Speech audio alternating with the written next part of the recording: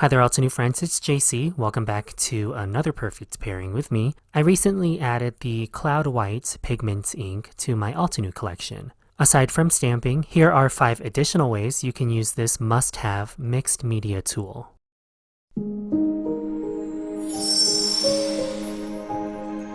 Like the other pigment ink and mixed media inks in the Altenew ink line, Cloud White Pigment Ink is water-based, so these techniques are interchangeable with the water-based pigment inks you may have in your collection. To start, I'm using the October 2023 Blushing Magnolias Build a Garden set. The subscription service contains a stamp and the coordinating layering floral stencil set. There is the option to add on the coordinating die set, which I will use on my card today. I love when a coordinating die set contains the offset dies to cut sentiments. Oh, and the Build a Garden subscription includes one mini ink blending tool. This is a great way to slowly build your mini ink blending tool collection. In my stamp wheel, I'm going to white powder heat emboss the C Magnolia outline and one of the sentiments onto craft cardstock. I'm using 80-pound Nina Desert Storm throughout this video. Now with the Blushing Magnolias No. 5 stencil, I'll color the small magnolia buds on the branch. I have already dedicated one of the mini ink blending tools solely to the Cloud White Pigment Ink pad. I marked the mini ink blending tool by very gently heat embossing the white embossing powder to the end of the tool. I'm adding a very generous blend of Cloud White ink to the tip of the magnolia bud. And then working from lightest to darkest, I'm using Puffy Heart Fresh Dye ink and a No. 5 detail blending brush to add depth to the base of the magnolia bud. To the side of my workstation, I have a microfiber cloth to wipe away the white pigment ink I picked up with my brush. This way I can keep my Puffy Heart pad fairly clean. Then I'll repeat the pigment ink blending steps on the No. 4 stencil, except on a much larger scale. The Blushing Magnolia No. 4 stencil contains all the solid layers for the magnolia petals, the C1, C2, and C3 layers. And again, I'll use the Cloud White Pigment Ink to color the majority of the petal, and add touches of Puffy Heart Fresh Dye ink to the base of the petals. Then to slightly deepen the branches of this image, I'm using Rock Collection Fresh Dye inks to add just a little bit of color. I'm applying a very light hand of Silverstone with another mini ink blending tool. And these images are back on the No. 5 Blushing Magnolia Coordinating Layering Stencil. I always love the way white looks on craft cardstock. To me, it's the perfect harmony of modern floral elements with a slightly vintage feel. Then, with the Blushing Magnolia add-on die set, I'll use the coordinating C die to cut the magnolia and also the offset layer to the Have a Wonderful Day sentiment. I stacked a few layers of cardstock for the sentiment for a sturdy chipboard piece. Before I assemble this card, I want to make a simple background similar to the aforementioned vintage feel. I'm using the Mix and Match Frames die set to create a raised panel. But before I cut my cardstock, I'll bring back just the sticky mat from my stamp wheel to create some ink marbling.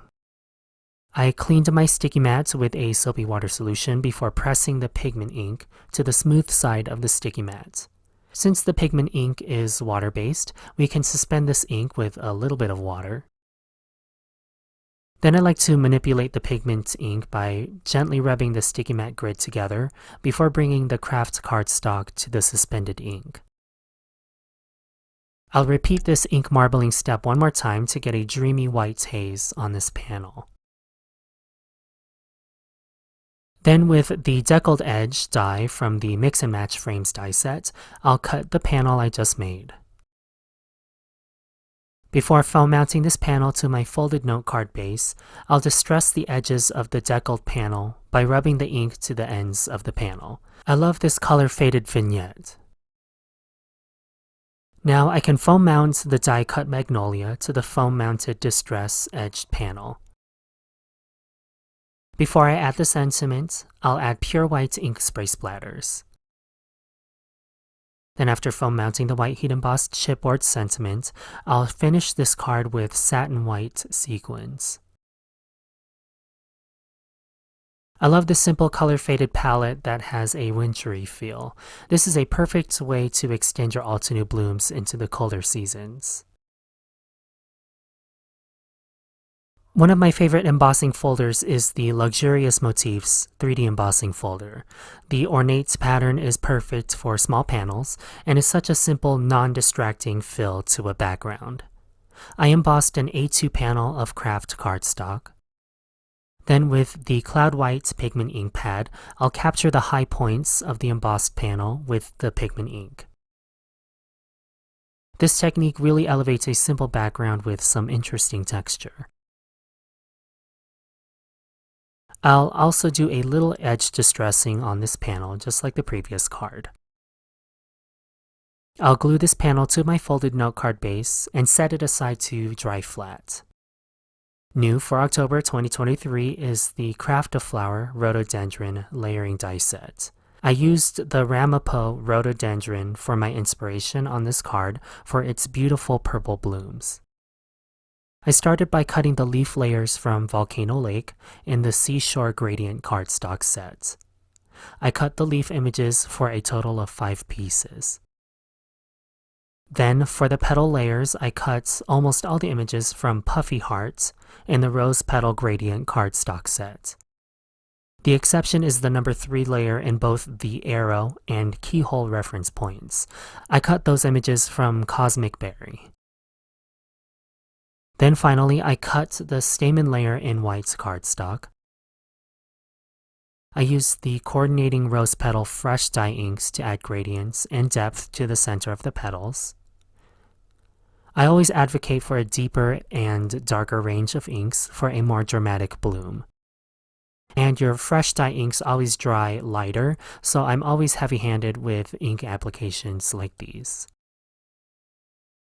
After cleaning the sticky matte grid, I applied the Seashore Fresh Dye inks to the leaf layers.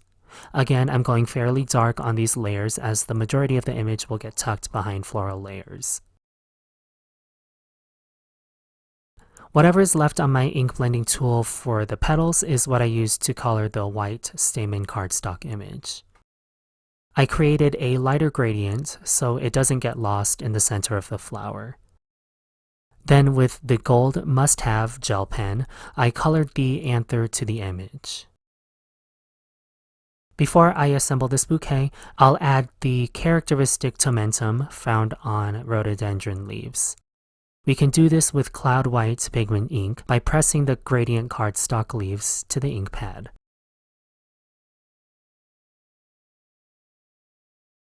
This is why it was so important to create dark gradients too, so that there is a substantial amount of contrast between the tomentum and the base of the leaf. Now I can arrange the rhododendron scene. I'm starting with the Ramapo rhododendron inspired blooms.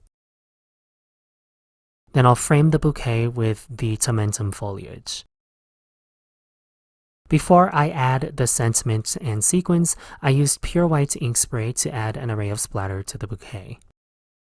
Just like the previous card, I love how these 5 different pigment ink techniques have changed the mood and season of this rhododendron.